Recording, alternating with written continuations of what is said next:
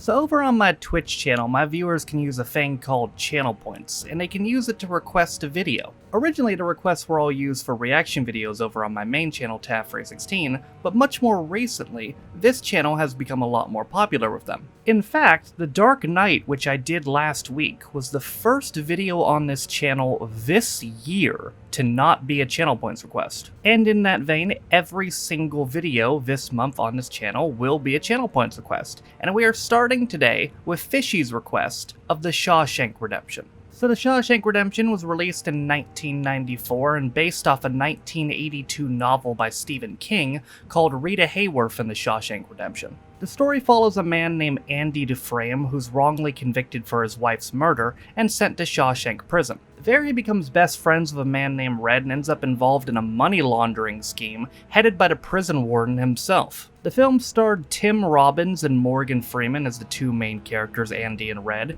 and when it was released in 1994, it was met with critical acclaim and got multiple Academy Award nominations. You might be surprised to learn that it was initially a box office bomb, and despite costing $25 million to make, it only earned $16 million in its original run. And there was a lot of factors to this, the main one arguably being that it was released the same year as Pulp Fiction and Forrest Gump. 1994 was a kick-ass year for movies. In addition, there was pretty much no female characters, prison films weren't really popular, and also people claimed that the title was confusing. However, the film gained popularity for a way that's likely impossible nowadays: VHS. Just a year after its release, it became one of the top rented films on VHS of 1995. And then 2 years after that, in 1997, the film studio that made it, Castle Rock, was bought by the Turner Broadcasting System, and the film started showing regularly on TNT. It ended up getting a theatrical re-release as well, which boosted its overall take to $58.3 million.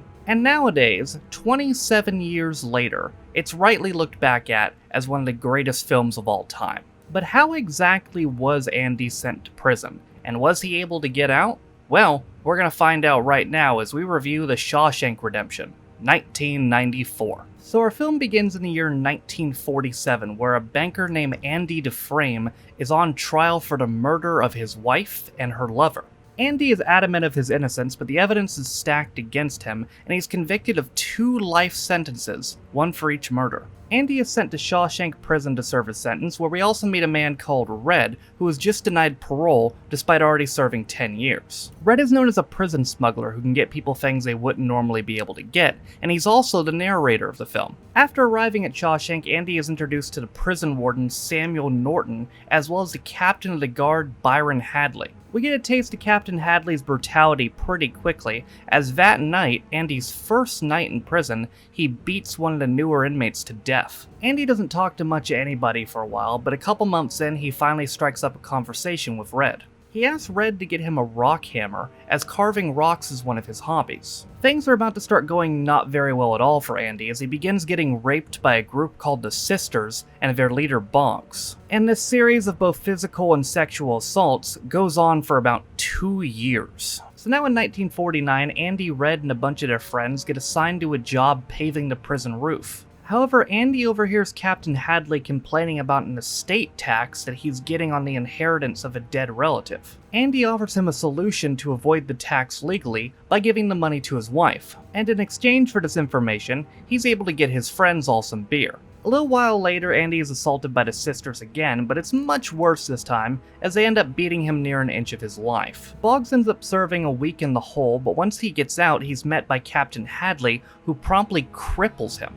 Andy also ends up being in the infirmary for a month, and while he's gone, Red gets him a brand new poster, and his friends get him some rocks. So the warden and Captain Hadley are doing contraband searches, and they find some in Andy's cell, but they end up giving him a pass. Looks like the warden has taken a liking to Andy, and he ends up reassigning him to the library to work with an older inmate named Brooks, who's been there almost 50 years. Andy wants to get some new books for the library and ends up writing weekly letters to the state legislator to get some funds. That's not all though, as he ends up starting to do the taxes of pretty much every guard in the prison, including the warden. All is not completely well though, as it looks like Brooks has gone crazy, as he wants to stay in prison as they're about to release him after 50 years. He ends up getting released and he's put in public housing and gets a job at the grocery store, but unfortunately he can't really adapt to life on the outside after all that time in prison, and he commits suicide by hanging. We're now in the year 1954, and it appears that Andy's letters have finally worked, as they sent him $200 in funds, which was a lot in the 1950s,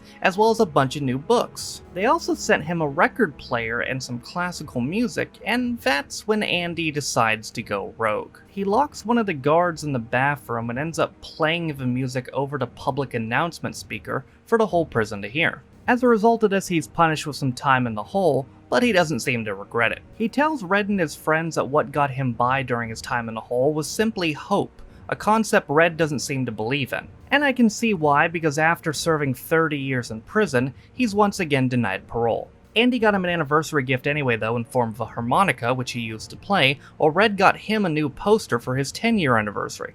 As many more years pass, Andy puts all those new funds to good use and vastly expands the prison's library. Now in the year 1963, the warden decides to use prison labor to do public chores. As a result, this pressures the local businesses into giving him bribes, and he uses Andy to launder that money. Andy explains to Red that he's laundering that money using the alias of Randall Stevens, and even though Randall Stevens has a social security number as well as a birth certificate, he doesn't exist. And that way, if the scam is found out, none of this can ever be traced back to him. Jump ahead 2 years later to 1965, and they get a new friend named Tommy Williams, who's serving 2 years for burglary. Andy starts taking a liking to Tommy and starts training him to get his high school GED. However, after Tommy questions Red about how Andy got locked up in prison, Tommy seems to recognize the story. Tommy then tells Andy and Red a story of a cellmate in another prison who told him a story about a golf pro and his lover who he brutally murdered at their house, and then they pinned the murder on a former bank manager who used to be her husband. Realizing that he has a ticket out, Andy takes this story to the warden, but the warden shrugs him off. After calling him obtuse and bringing up the money laundering though, the warden is set off and sentences Andy to a month in the hole. Meanwhile though, it looks like Tommy passed his GED, so good for him, but now he's gotta go have a meeting with the warden. They're meeting outside for some weird reason, and the warden asks Tommy if he's gonna testify for Andy, which Tommy agrees to do. And that's all the warden needed to hear, as he has Captain Hadley shoot Tommy dead under the guise that he was trying to escape.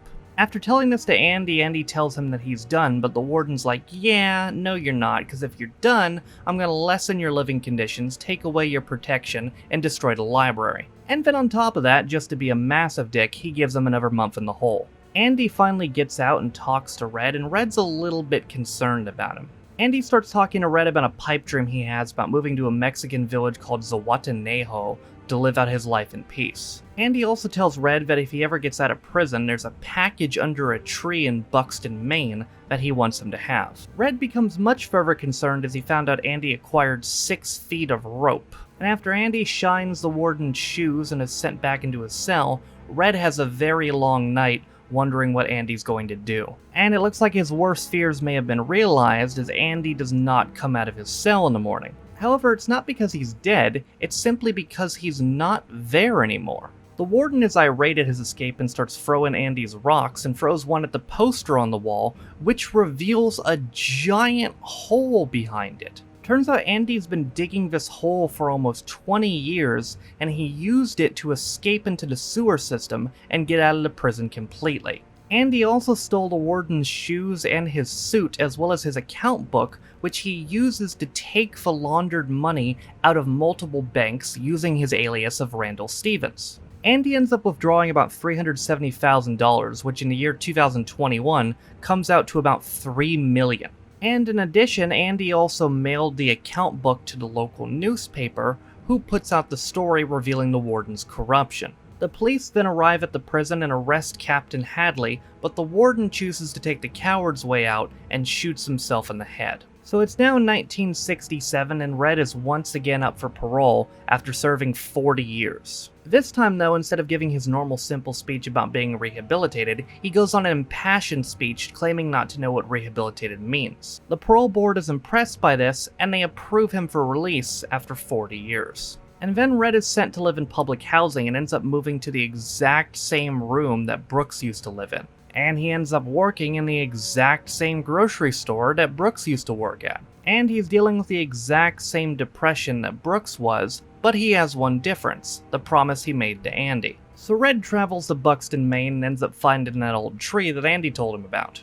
Under an abnormal rock, he finds a tin which contains a whole bunch of money as well as a letter from Andy. In the letter, Andy reminds Red to always keep hope alive and asks him if he remembers the village name in Mexico. And he sure does remember as he crosses the border to Mexico and makes his way to Zihuatanejo. And on the beach of Zihuatanejo, 20 years after they met, Andy and Red are finally reunited to end the film. So remember when we reviewed The Godfather and I said it was one of those films that I think everybody needs to see? Yeah, put this film on that list as well. This quite honestly may be the greatest prison drama of all time, which is really saying something considering there's a lot of those. But in addition to the acting being pretty much perfect, so was the story, and it was a very realistic portrayal of how prison is. I believe the moral is that you stay in prison too long, you basically become a prisoner of your own mind, and the only way to free yourself is by keeping hope. Unfortunately, though, hope doesn't really work for some people, and the scene about what happened to Brooks is especially moving because it's incredibly realistic. I mean, sometimes guys get out and they just don't know what to do. I mean, if you're in prison for 40 years, let's say you go into prison in, 1960 and you come out in 2000, the world would be completely different. You wouldn't know what anything is and you wouldn't know what to do with yourself, and all that would make you feel like you're still in prison. And again, if you have hope in someone or something to believe in, it might work out for you, but I'm glad that they portrayed that it's not like that for everybody. They portrayed it realistically. Some people get out, but some people don't really get out. They're a prisoner of their own mind. And it's interesting too that even though this is not at all a happy movie, it has one of the happiest and most satisfying movie endings of all time. I also definitely need to mention this movie was written and directed by Frank Darabont, who honestly might not get the credit he deserves as one of the greatest directors of all time. I mean, in addition to this, he was also a screenwriter for A Nightmare on Elm Street 3 as well as The Blob, and he also directed The Green Mile and The Mist. That's a hell of a resume. And those are all incredible films, but despite all that on his resume, this is probably his magnum opus. So you might be wondering, where are we going next week after this? Another dramatic film?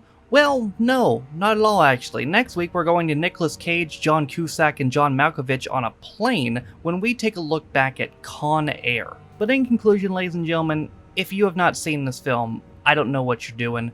Put this on the list of movies you absolutely have to see if you want to see some of the greatest films of all time.